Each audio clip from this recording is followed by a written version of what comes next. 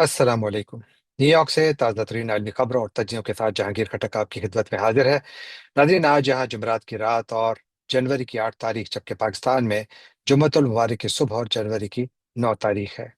नाज़रीन, खबरें बहुत हैं, खबरों की जानिब बढ़ते हैं, लेकिन खबरों की जानिब बढ़ने से पहले आपसे दरख्वास्त कि अगर आपने अभी तक ये चैनल सब्सक्राइब नहीं किया तो इसको सब्सक्राइब कीजिए, लाइक कीजिए, शेयर कीजिए, कमेंट कीजिए और बेल आइकॉन को क्लिक करना ना भूलिएगा। मेरी कोशिश होती है कि मैं आपके कमेंट्स का जवाब भी ज़रूर दूं। अब चलते हैं आज की पहली खबर की जानिब, और वो पाकिस्तान से मुताल्लिक है। बल्कि पाकिस्तान से मुताल्लिक दो तीन खबरें हैं। एक तो बड़ी खबर जो कि इस वक्त काफ़ी गर्दिश में है, वो पाकिस्तान और बांग्लादेश के दरमियान मुमकिन है JF-17 थंडर के जहाज़ों के सौदे से मुताल्लिक है। आ, ये पाकिस्तानी और बांग्लादेशी मीडिया में ये खबर अब काफ़ी ज़्यादा आ रही है, स्पेशली बांग्लादेशी मीडिया में उसको काफ़ी हाईलाइट किया जा रहा है। ये खबरें एक ऐसे वक्त आ रही हैं जब बांग्लादेश एयरफोर्स के सरबरा एयर मार्शल हसन महमूद खान पाकिस्तान के दौरे पर हैं। आज इत्तलात ये हैं कि उन्होंने पाकिस्तान की फ़ज़ाइया के सरबरा एयर मार्शल ज़हीर अहमद बाबर सिद्धू और पाक बहरिया के सरबरा से भी मुलाकातें की और पाक फ़ौज के सरबरा से भी मुलाकातें की हैं। तो काफ़ी अहम दौरा समझा जा रहा है। और इससे पहले भी इत्तलात ये थी कि बांग्लादेश ने JF-17 थंडर का जो ब्लॉक 3 है, इसमें बहुत ज़्यादा इंटरेस्ट शो किया है। और अब बांग्लादेशी मीडिया ये रिपोर्ट कर रहा है कि शायद बांग्लादेश पाकिस्तान से 16 से 32, दो मुख्तलिफ नंबर सामने आ रहे हैं। एक नंबर है 16 और दूसरा है 32, कि जो बांग्लादेश शायद पाकिस्तान से खरीदे JF-17 थंडर ब्लॉक 3। बड़ा एक्टिवली कंसिडर कर रहा है, लेकिन सिर्फ JF-17 नहीं खरीद रहा, बल्कि शायद साथ ही जो सुपर बशाक हैं, जो पाकिस्तान के ट्रेनर एयरक्राफ्ट हैं, वो भी खरीद रहा है। तो ये मल्टी मिलियन डॉलर का सौदा होगा अगर वाकई इन खबरों में हकीकत है, और अगर वाकई इसका ऐलान भी किया जाता है। JF-17 थंडर इस वक्त पाकिस्तान के अलावा दुनिया की कम अज़ कम 3 मुख्तलिफ एयर फोर्सेस के इस्तेमाल में है, यानी जिनमें नाइजेरिया है, अजरबैजान है, इन दो के तो हैं। और साथ फिर कुछ ममालिक पाकिस्तान से खरीद रहे हैं, जिनमें लीबिया भी शामिल है, लीबिया भी पाकिस्तान से ले रहा है। और फिर म्यांमार जो है वो भी इस्तेमाल कर रहा है इस वक्त JF-17। तो अगर बांग्लादेश खरीदता है तो ये पाकिस्तान का एक और बड़ा सौदा होगा। और साथ ही ये खबरें एक ऐसे मौके पर आ रही हैं कि जब खबरें ये भी आ रही कि पाकिस्तान और सऊदी अरब के दरमियान बड़े एक्टिवली मुज़ाकरात हो रहे हैं, क्योंकि पाकिस्तान और सऊदी अरब के दरमियान मुज़ाकरात की नौयत बड़ी दिलचस्प है। पाकिस्तान ने सऊदी अरब से मल्टी बिलियन डॉलर कर्जा लिया हुआ है, जिसमें $2 अरब पाकिस्तान ने सऊदी अरब को वापस करने हैं। अब जो मुज़ाकरात हो रहे हैं उसमें कहा यह जा रहा है कि पाकिस्तान सऊदी अरब पर असलहा बेचना चाहता है, जिसमें मेनली JF-17 थंडर और दूसरा असलहा भी शामिल है। कुछ जराए ये कह रहे हैं कि शायद इसकी टोटल मालियत $4 अरब तक पहुंच सकती है। लेकिन कोशिश ये की जा रही है कि वो $2 अरब जो पाकिस्तान ने सऊदी अरब को देने, वो इसमें सेटल किए जा सकते हैं। तो गोया इसको कहा जा रहा है कि ये कर्ज के बदले तैयारों का एक सौदा जो है वो मुमकिन तौर पर हो सकता है। इससे पहले पाकिस्तान ने लीबिया के साथ भी सौदा किया था, कोई $4 अरब का, $4.6 बिलियन का, एक लीबियन फैक्शन के साथ, जो कि बुनियादी तौर पर वो लीबिया की हुकूमत जिसको UN रिकॉग्नाइज करती है, उसके खिलाफ जनरल हफ्तार की जो हुकूमत है वो लड़ रही है, उनके बागी हैं वो लड़ रहे हैं। तो पाकिस्तान बुनियादी तौर पर लीबिया के बागियों पर यह असलहा बेच रहा है। लेकिन जो जनरल हफ्तार है वो अरब ममालिक के बहुत करीबी समझे जाते हैं, वो अमेरिका के भी करीब समझे जाते हैं। JF-17 ने अपने लिए अच्छी खासी मार्केट बना ली है, क्योंकि एक तो यह है कि इसकी बैटल वर्दीनेस अच्छी खासी हद तक प्रूव हो चुकी है। दूसरा यह कि इसका जो सेफ्टी रिकॉर्ड है वो भी ठीक ठाक है, इतना बुरा नहीं है। और फिर साथ इसकी कीमत, जो JF-17 थंडर का जो ब्लॉक 3 है, उसकी जो ऑनलाइन जो आपको इसकी कीमत नजर आती है, तो कहते हैं कि जो सिर्फ जहाज की कीमत है वो 25 से 30 मिलियन डॉलर की है ब्लॉक 3 की। जबकि अगर आप इसके साथ पूरे मिसाइल सिस्टम्स और जो इसके साथ जितना पैराफर्नेलिया आता है, तो वो अगर सब कुछ मिलाएं तो एक जहाज आपको $40 मिलियन तक पड़ सकता है। इसके बरक्स अगर आप F-16 की कीमत देखें तो डिपेंडिंग ऑन द ब्लॉक, क्योंकि F-16 की भी ब्लॉक्स हैं, कौन सा मॉडल आप ले रहे हैं, तो 60 से 80 मिलियन डॉलर के दरमियान कीमत बताई जाती है। जबकि भारतीय तेजास MK-1A जो उनका तैयारा है, जो मकामी तौर पर तैयार किया जाता है, जो हालिया दुबई एयर शो में एक तैयारा उनका क्रैश भी हुआ था, जिसमें पायलट जो हैं वो बीच में अपनी जान गंवा बैठे थे, उसकी कीमत 60 से 70 और कुछ ज्यादा कहते हैं कि शायद $75 मिलियन तक हो सकती है, डिपेंडिंग ऑन द मॉडल। और राफेल जो कि पाकिस्तान ने उनके तैयारे गिराए भी थे भारतीय एयरफोर्स के, उनकी कीमत कम अज कम $100 ملین سے $200 ملین تک پہنچتی ہے، کیونکہ اس کے بھی اگین ویریئنٹس ہیں، اور اس کے اندر کس قسم کا اسلحہ استعمال کیا جاتا ہے یا اس میں شامل کیا جاتا ہے، اور کس قسم کی اس کے ساتھ سروسز دی جاتی ہیں۔ تو یوں یہ جو ایک ڈیولپمنٹ ہے بہت اہم ہے، بہت بڑی ہے، اور اس کی ریجنل امپلیکیشنز بہت زیادہ ہو سکتی ہیں، کیونکہ پاکستان اور بنگلہ دیش کے درمیان تعلقات بہت بہتر ہو رہے ہیں۔ پاکستان اور بنگلہ دیش نے فیصلہ کیا ہے کہ دونوں ملکوں کے درمیان ڈائریکٹ فلائٹس کا بھی دوبارہ وہ ریزیوم کر رہے ہیں، شروع کرنے والے ہیں۔ تو یہ ایک بہت اچھا فیصلہ ہے، بہت اچھی بات ہے کہ پاکستان اور بنگلہ دیش کے تعلقات میں اتنی اچھی بہتری آئی ہے۔ امید ہے کہ ایک وقت ایسا بھی آئے گا کہ اس خطے کے تمام ممالک کے تعلقات بالکل نارمل ہوں گے، اور یہ نارمل ملکوں کی طرح رہیں گے۔ یہاں پر جو ہے جنگوں کے جنگی اسلحے کے بجائے تجارت پر زیادہ خرچ ہوگا، تو منافع ہر طرف جائے گا۔ اور کیونکہ پاکستان میں بھی آپ دیکھیے جو پاکستان کے ایکسپورٹس ہیں وہ نیچے جا رہی ہیں، لیکن چلو ایک جو اچھی خبر ہے وہ یہ ہے کہ شاید ڈیفenس سیکٹر جو ہے وہ زیادہ اچھا پرفارم کر رہا ہے۔ آ، ایک طرف تو پاکستان کے حوالے سے یہ ایک اچھی خبر ہے کہ پاکستان کی جو ڈیفنس سیکٹر جو ہے وہ اچھا پرفارم کر رہا ہے، اسپیشلی جو پاکستان ایروناٹیکل کمپلیکس کامرا ہے، وہاں کی پرفارمنس واقعی میں ہمیشہ سے اس کا بہت بڑا فین ہوں، کیونکہ کامرا میں جو کام ہو رہا ہے میرا خیال ہے پاکستان میں بہت کم جگہوں پر اتنا اچھا کام ہو رہا ہے۔ کامرا میں دیکھیے معراج کو جس طریقے سے معراج ری بلڈ فیکٹری وہیں پر ہی ہے، اور وہاں پر 90 کی دہائی سے معراجز کی جو انجنز ہے وہ ریبلڈ کیے جاتے ہیں، اور اب معراج کو پاکستان نے ایسا بنا دیا کہ وہ بالکل ایک نیا طیارے کے طور پر کام کر رہا ہے، اور بڑی کامیابی سے پاکستان اس کو استعمال کر رہا ہے۔ معراج 3 اور 5 جو ان کے ورژن ہیں، جو کہ کم از کم 50-60 سال پرانے ہیں، لیکن پاکستان کو استعمال کر رہا ہے، تو یہ بڑی ڈیولپمنٹ ہے۔ لیکن جو سیاسی جو پاکستان کا محاذ ہے، وہاں سے خبریں بالکل ڈپریسنگ ہیں، وہاں سے خبریں افسوسناک ہیں، وہاں سے خبریں وہ ہیں جو کہ پاکستان کو ایک ایب نارمل ملک بناتی ہیں، کیونکہ یہ واقعات جو کہ پاکستان میں ہو رہے ہیں یہ آپ کو صرف اور صرف ڈکٹیٹرشپ سے نظر آتے ہیں۔ وہ ڈکٹیٹرشپس جہاں پر کہ اپنے اوپر کرٹیسزم کو سنا نہیں جاتا، اور وہ آوازیں جو کہ اس کرٹیسزم کو بلند کرتی ہیں، یا وہ آوازیں جو کرٹیسزم کرتی ہیں، ان کو دبایا جاتا ہے۔ کیونکہ اس وقت جو پاکستان میں ڈسینٹ کی اگر ایک ہی آواز رہ گئی ہے تو وہ تو پاکستان تحریک انصاف ہے، اور وہ جب بھی باہر نکلتے ہیں تو ریاستی مشینری اپنے جبر کی بدترین مثالیں قائم کرتے ہوئے سڑکوں پر نکل آتی ہے۔ اس کی مثال چند گھنٹے پہلے لاہور اور راولپنڈی کے درمیان جو جی ٹی روڈ ہے اس پر دیکھی گئی، جہاں پر کہ کئی مقامات پر محمود خان اچکزئی اور علامہ ناصر عباس صاحب کی جو قافلہ تھا جو لاہور جا رہے تھے، اور وہ ایک پولیٹیکل کیمپین کا حصہ تھے، تو وہاں پر ان کی گاڑیوں پر حملہ کیا گیا۔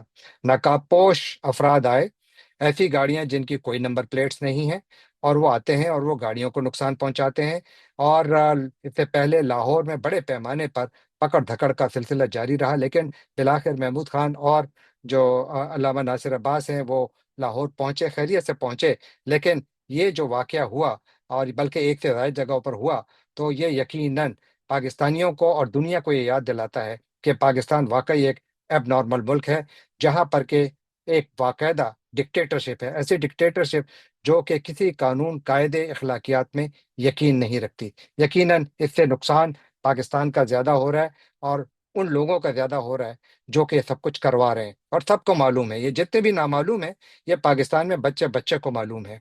اور ساتھ ہی جو خیبر پختونخوا کے چیف منسٹر ہیں سہیل آفریدی، وہ بھی کراچی کا دورہ شروع کر رہے ہیں، 3 روزہ دورے پر جا رہے ہیں وہ کراچی، بلکہ اب تو شاید پہنچ بھی چکے ہوں گے جب تک کہ آپ تک ویڈیو پہنچے، انلیس کہ ان کو روکا گیا ہو۔ اور وہاں پر بھی اعلان ہے کہ وہ سنڈے کے دن مزار قائد پر ایک جلسہ بھی کریں گے۔ دیکھتے ہیں کہ کراچی میں پی ٹی آئی کوئی پاور شو کر پاتی ہے۔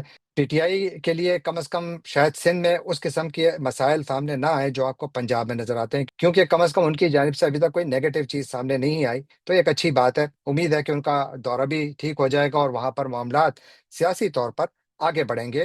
اور یہ پی ٹی آئی کا حق ہے، یہ ہر جماعت کا حق ہے کہ وہ آئیں اور اپنی پولیٹیکل کیمپیننگ کریں۔ عمران خان صاحب سے ملاقاتیں بند ہیں، وہ اب بھی بند ہیں، تو ہر قسم کا ایک ظلم جو ہے وہ ایک جبر کا دور پاکستان میں شروع ہے، جس سے کہ ڈیفینیٹلی انٹرنیشنل امیج پاکستان کا اس سے بڑا متاثر ہو رہا ہے۔ امریکہ میں بھی کچھ حالات ٹھیک نہیں ہیں۔ امریکہ میں گزشتہ 24 گھنٹوں کے دوران منیسوٹا کا جو ایک شہر ہے منیاپولس، وہاں پر ایک 37 سالہ خاتون کو اس وقت امیگریشن اینڈ کسٹم انفورسمنٹ کے ایجنٹس نے اپنی گولیوں کا نشانہ بنایا، بلکہ ایک ایجنٹ نے فائر کیا تھا کہ جب ان کو روکا گیا ایک روڈ پر، انہوں نے گاڑی روکی۔ اس خاتون کا نام رینی گڈ تھا۔ ان کو وہ جو آئس کا ایجنٹ ہیں وہ ان کو کہتے ہیں کہ آپ گاڑی سے نکلیں، تو بجائے اس کے کہ रैनी गुड गाड़ी से निकलती, वो गाड़ी को आगे बढ़ाना शुरू कर देती है, यानी गाड़ी को चलाना शुरू कर देती है। तो जो ही वो चलाना शुरू करती हैं, तो जो आइस एजेंट्स साइड पे खड़े हुए थे, उन्होंने फायर खोल दिया। 3 गोलियां रैनी को लगी। इनकी उम्र 37 साल थी। कहा जाता है कि इनके 3 छोटे बच्चे भी थे। और ये वहीं पर ही, मौका पर ही जाँ बहक हो गई। जब ये वाकया हुआ तो उसके बाद फिर काफी ज्यादा इश्तियाल फैला। मिनियापोलिस में काफी ज्यादा वहां पर बहुत बड़े बड़े जुलूस निकाले गए। बल्कि एक सिर्फ मिनियापोलिस में नहीं निकाले गए, बल्कि ओहायो और दूसरे शहरों में भी बड़े बड़े जुलूस नजर आए, जहां पर के लोग इस बात पर प्रोटेस्ट कर रहे थे कि जो आइस की रेड्स हो रही हैं, यानी जो गैर कानूनी तारकीन वतन के खिलाफ अमेरिका भर में रेड्स हो रही हैं, वो छापे जो हैं उनको थोड़ा ज़रा कम किया जाए, और उनको बहुत ज्यादा जारहाना तरीके से चलाया जा रहा है। तो उसके खिलाफ लोग प्रोटेस्ट कर रहे हैं। टिम वॉल्ट्स, जिनका ताल्लुक डेमोक्रेटिक पार्टी से है, वो वहाँ के गवर्नर हैं और लास्ट इलेक्शन में वो वाइस प्रेसिडेंशियल कैंडिडेट भी थे। उनके दरमियान और वफाकी हुकूमत के दरमियान ठन गई है। वो चाहते हैं कि यहाँ से आइस के जो जितनी भी नफरी है वो यहाँ से निकले, और वो इनके साथ कोई कोऑपरेशन नहीं करना चाहते, बल्कि उन्होंने अपने जो स्टेट के नेशनल गार्ड्स हैं उनको बुला लिया है। और जबकि वफाकी हुकूमत जो है, उनका ये इस बात पर इसरार है कि ये जो आइस एजेंट ने फायर खोला है, वो इसलिए खोला है कि इन खातून को कहा गया कि आप गाड़ी से उतरे, वो नहीं उतरी, बल्कि उन्होंने गाड़ी चलाना शुरू कर दी। और आइस एजेंट को ये महसूस हुआ कि ये उन पर गाड़ी चढ़ा रही हैं, तो इसलिए उन्होंने फायर खोल दिया, जिसके नतीजे में इनकी जान गई। लेकिन इसकी वजह से अमेरिका में अब प्रोटेस्ट मजीद बढ़ रही हैं। यानी सर ट्रंप की जो इमिग्रेशन की पॉलिसी है, उस पर पहले से क्रिटिसिज्म आ रहा था, यानी उसकी सपोर्ट में भी काफ़ी लोग हैं। वो बेल्ट जहां पर के रिपब्लिकन के वोटर्स बहुत ज्यादा हैं, वहां पर तो इसकी सपोर्ट है। लेकिन जनरली अमेरिका में अब इस बारे में बहुत सारे तहफुजात का इजहार किया जा रहा है। तो यूं ये जो वाकया हुआ है, इससे अमेरिका में जो सियासी तकसीम है वो मजीद गहरी हो रही है, और शायद इसकी वजह से सर ट्रंप के लिए सियासी मुश्किलात बढ़ सकती हैं। साथ ही वेनेजुएला भी शह सुर्खियों में है। सर ट्रंप का आज एक बहुत इंपॉर्टेंट इंटरव्यू न्यूयॉर्क टाइम्स ने छपा है। न्यूयॉर्क टाइम्स का कहना है कि उनके रिपोर्टर्स ने सर ट्रंप को तकरीबन 2 घंटे इंटरव्यू किया। इस दौरान जब ये इंटरव्यू हो रहा था, तो उसी दौरान सर ट्रंप ने जो कोलंबिया के सदर हैं, उनके साथ भी बातचीत की, और फिर दोबारा, यानी जब बातचीत मुकम्मल हुई, फिर दोबारा वो इंटरव्यू में वापस आए। लेकिन ये ट्रंप का इंटरव्यू बहुत अहम है, क्योंकि इसमें उनका कहना है कि अमेरिका कई बरसों तक वेनेजुएला की निगरानी कर सकता है, यानी इसको एडमिनिस्टर कर सकता है, और इसके तेल से हासिल होने वाली आमदनी को कंट्रोल कर सकता है। लेकिन ओवरऑल वहां पर जो सर ट्रंप का जो बॉडी लैंग्वेज थी, वो यही थी कि अमेरिका जो वेनेजुएला का तेल है उसको कंट्रोल करेगा, और सर ट्रंप की ये ख्वाहिश है कि कम से कम 30 से 50 मिलियन बैरल तेल जो है वो वेनेजुएला का अमेरिका के पास रहे, और फिर अमेरिका उसको आलमी मार्केट में बेचे। और साथ ही आइंदा चंद घंटों में सर ट्रंप ऑयल एग्जेक्टिव से मिलने वाले हैं, जिसके दौरान ये फैसला किया जाएगा कि किस तरीके से वेनेजुएला में जो उनका ऑयल सेक्टर है उसमें सरमायाकारी बढ़ाई जाएगी। ट्रंप की ख्वाहिश ये है कि बैन अवी मार्केट में जो तेल की कीमत है, ये 50 डॉलर फी बैरल तक रहे तो ठीक है। अब थोड़ा जिक्र ईरान का। वेनेजुएला में तो हुकूमत तब्दील हो गई, क्या ईरान में हुकूमत तब्दील होगी? क्या ईरान में जो इस्लामी इनकलाब आया था उसको 4 दहाइयों से ज़्यादा हो गई? क्या अब वक्त आ गया है कि वहाँ पर हुकूमत तब्दील होगी? और ये कि वहाँ पर क्या प्रोटेस्ट की जो ये हकीकत सामने आई है, ये कितनी ख़तरनाक है वहाँ की हुकूमत के लिए? तो इस वक्त जो खबरें आ रही हैं, और वो इंटरनेशनल मीडिया में हर तरफ हैं, वो ये हैं कि ईरान में हंगामे हर तरफ फैल गए हैं। और दूसरा ये कि ईरान में अब कई इलाकों में ब्लैकआउट्स हैं, यानी कई शहरों में उन्होंने बिजली बंद कर दी है हुकूमत ने, और साथ ही जो इंटरनेट है उसका टोटल ब्लैकआउट किया हुआ है। और ये उन कोशिशों का हिस्सा समझा जा रहा है कि जिसके तहत इन हंगामों को नाकाम बनाया जाए। लेकिन ये हंगामे बढ़ रहे हैं, और इनमें बहुत ज्यादा खून रेजी का अंसर भी सामने आ रहा है, क्योंकि एमनेस्टी इंटरनेशनल का कहना है कि कोई 28 अफराद अब तक इसमें जाँ बहक हो चुके हैं। जबकि बाकी इदारे, दुनिया के जो मुख्तलिफ खबर रसा इदारे हैं, उनमें दावा किया जा रहा है कि शायद ये तादाद 38 से 40 के करीब है। और ये सारे लोग इस मुल्क में जमहूरियत मांग रहे हैं। वो कहते हैं कि यहाँ पर आप इकोनॉमिक रिफॉर्म्स लाएं, क्योंकि लोगों की जिंदगी अजीरन हो गई है, लोग बड़ी मुश्किल से गुजर रहे हैं। याद रखिए कि ईरान की जो मईशत है इस वक्त बदतरीन बदहाली का शिकार है। लास्ट संडे इसका जो ईरानी रियाल है उसकी कीमत 1 अमेरिकी डॉलर के मुकाबले में 14 लाख 20 हजार रियाल तक पहुंच गई थी, यानी 1 डॉलर 14 लाख 20 हजार रियाल का बिक रहा था। याद रखिए कि ईरानी रियाल की कीमत डॉलर के मुकाबले में गुजशत 6 माह में 56% गिरी है। तो जाहिर है, अगर एक मुल्क की इकोनॉमी का क्या हाल होगा अगर उसकी जो करंसी की कीमत है वो 56% गिरे। ये प्रोटेस्ट जो था ये बुनियादी तौर पर तेहरान के ग्रैंड बाजार से शुरू हुआ था, जहां पर के मकामी ताजरों ने स्ट्राइक की थी। वो कह रहे थे कि जी डॉलर बहुत ज्यादा महंगा हो गया है, रियाल की कीमत बहुत ज्यादा गिर गई है, मईशत जो है वो बिल्कुल तबाहाल है, हमारा कारोबार खत्म है। तो उसकी वजह से उन्होंने प्रोटेस्ट किया था, और उसके बाद फिर मुख्तलिफ मकातब फिक्र के लोग इन प्रोटेस्ट में शामिल हो गए। एक वक्त में अमेरिका से कुछ ऐसी खबरें आ रही थी कि शायद इसमें इसराइल के मोसाद के एजेंट्स भी शामिल हैं। ईरान में भी कुछ लोग ये इल्ज़ाम लगा रहे हैं। लेकिन मेरा ख्याल ये है कि जो पॉपुलर डिसकंटेंट है वो बहुत पुराना है, ये कोई नई बात नहीं है। क्योंकि हंगामे शुरू हुए तेहरान से, फिर ये पहले पहुंचे तकरीबन 17 सूबों में, और उसके बाद फिर ईरान में टोटल 31 प्रोविंसेस हैं, उनमें से 17 प्रोविंसेस में वो फैले।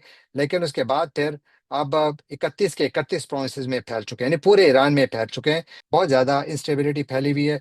ईरानी सदर मसूद पेजेश्कियान जो है वो कह रहे हैं कि हम जो है रिफॉर्म्स भी लाएंगे, हम तब्दीली लाएंगे, लोगों की ज़िंदगियों में तब्दीली लाएंगे। उन्होंने ईरान के सेंट्रल बैंक के गवर्नर को भी हटा दिया, नए गवर्नर को लाए।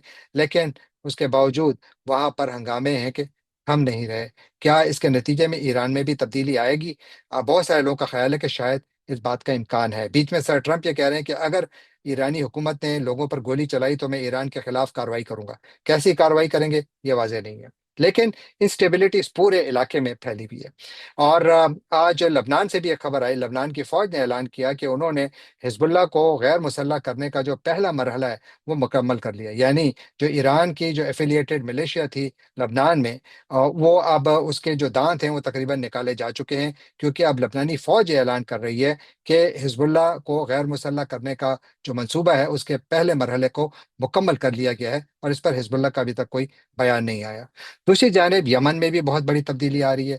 यमन में मैं कई मरतबा इस बात का जिक्र कर चुका हूँ कि वहाँ पर मुत्तहिदा अरब अमारात, जो कि बहुत ज़्यादा इंस्टेबिलिटी का एक मरकज बना हुआ है इस खत्ते में, जिसने कि वहाँ पर एसटीसी नामी एक अलग पसंद ग्रोह की मुकम्मल वो पुष्पनाई कर रहे थे। लेकिन जब सऊदी अरब ने उनको 24 घंटे का अल्टीमेटम दिया कि आप यहाँ से निकलें और वरना फिर आपके खिलाफ कार्रवाई की जाएगी, और सऊदी अरब ने कार्रवाई की भी, तो मुत्तहिदा अरब अमारात ने अपने जो उनके डिफेंस एडवाइजर्स वगैरह थे वो तो निकाल लिए। लेकिन सऊदी अरब ने उसके बाद फिर रुका नहीं, और वो इलाके, वो दो सूबे जो कि सऊदी बॉर्डर के करीब हैं और जो एसटीसी के कंट्रोल में हैं, वहां पर सऊदी अरब ने भरपूर कार्रवाई की और कई इलाकों को कब्जा में कर ले लिया।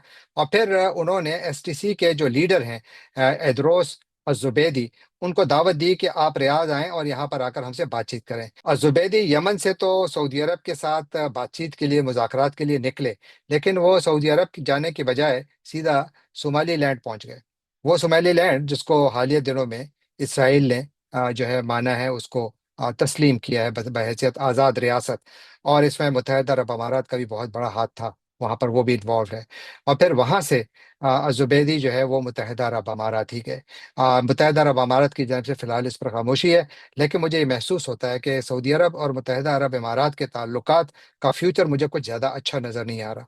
एक ऐसे वक्त जब पाकिस्तान की जो हुकूमत है उसके ताल्लुकात तो दोनों ममालिक के साथ बहुत अच्छे और बहुत गहरे हैं।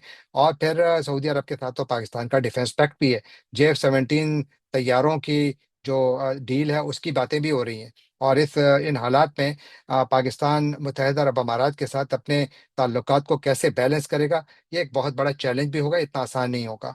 और साथ ये कि क्या ये एक एक्टिव वॉर में बदल सकता है या ये प्रॉक्सी जंगों में बनेगा। मेरे ख्याल है कि ज़्यादा प्रॉक्सी जंगों में बदलेगा। और ये कि मुत्तहिदा अरब अमारात के जितने भी दोस्त हैं, मेरा ख्याल है कि वो सारे के सारे सऊदी अरब के प्रेशर में रहेंगे, जिनमें पाकिस्तान भी शामिल है। पाकिस्तान के लिए तो यकीनन, मैंने पहले भी कहा था कि जितने जितने सऊदी अरब और मुत्तहिदा अरब अमारात के ताल्लुकात खराब होंगे, उतना ही ज्यादा पाकिस्तान का सिफारती इम्तिहान कड़ा होगा।